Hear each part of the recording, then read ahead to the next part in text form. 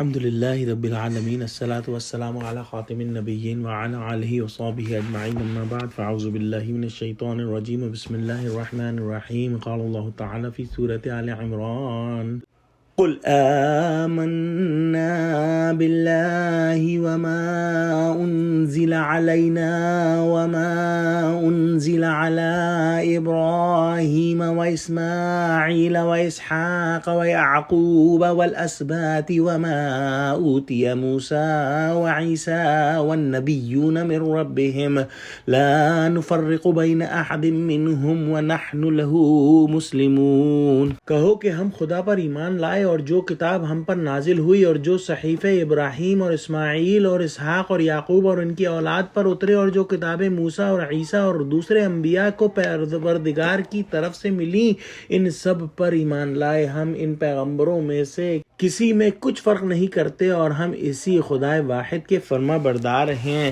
کائنات کے چھوٹے سے چھوٹے ذرے سے لے کر بڑے سے بڑے جو ہے وہ اجزاء جیسے سورج، چاند، ستارے اور گیلیکسیز اللہ سبحانہ و تعالیٰ کی مکمل طور پر فرما بردار ہیں، اور یہی مسلم کی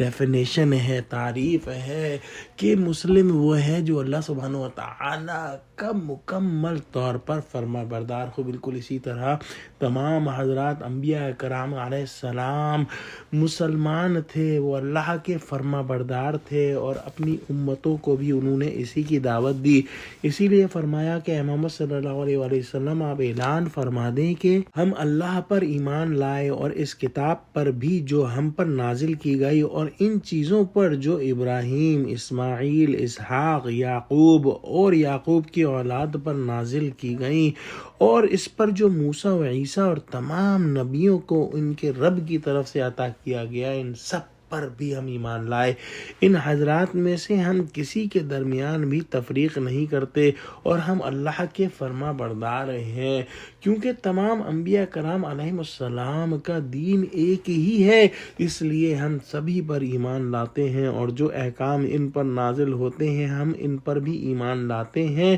کہ وہ بھی اللہ کی طرف سے ہیں۔ یہ سب حضرات اللہ کے فرما بردار تھے، گویا مسلمان تھے، جو کہ اسلام اور مسلمان کی ڈیفینیشن یا تعریف ہے کہ اللہ سبحانہ و تعالیٰ کے ہر فرمان پر جو ہے اپنی تابعداری کا اعلان کریں۔ اسی طرح ہم بھی اللہ کے فرما بردار ہیں۔ تمام انبیاء کرام علیہ السلام کا یہاں پر ذکر ہوا جیسا کہ لفظ نبیون کے اندر آیا، لیکن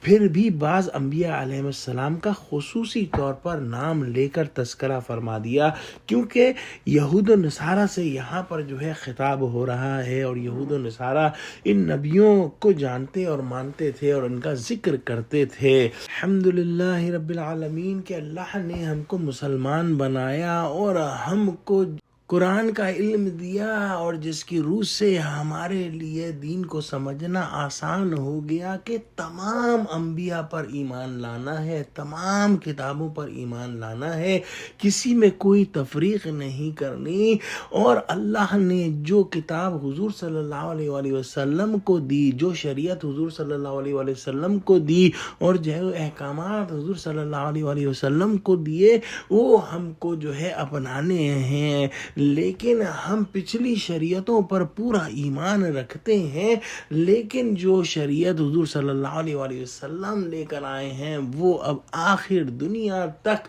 جو ہے قائم رہے گی اور اس میں کوئی تبدیلی نہیں ہوگی۔